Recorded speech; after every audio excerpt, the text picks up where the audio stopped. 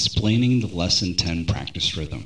Okay, so in this lesson, we've kind of gone through sliding different guitar chords. Now, in the lesson 10 practice rhythm, what we're going to be doing is just going between 3 chords, A, C, and D. But the difference is that we're going to be doing them in 3 different ways. And so if you look at the different guitar chord diagrams that I have on here, the first 3 are going to be A, C, and D, the very first way that you learn how to play these chords. The second way is going to be doing it in a bar chord formation. Bar chords, power chords are the same thing.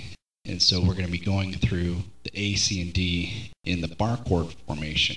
Then, to make things even more interesting, we're going to be using the A, C, and D, sliding it, the A major chord. And so, if you look at the different sliding guitar chords that we did up further in this lesson, the sliding the A major is the last one that we did. And one of the reasons why I chose to do it that way is because this is actually going to be one that you're going to be working on in this practice rhythm. Try practice going through the different A, C, and D formations a little bit before you actually attempt doing this practice rhythm. It's really not going to be all that hard, but it will be a new concept for you.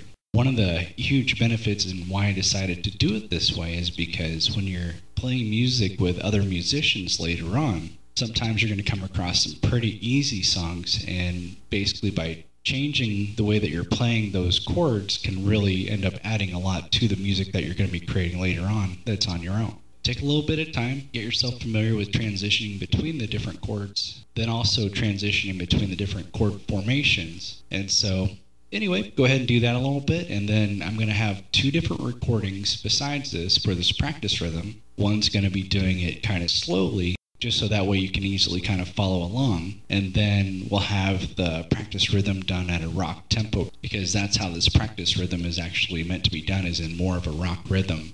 And so anyway, go ahead and play around, and then when you're ready, go ahead and move on to the next recording.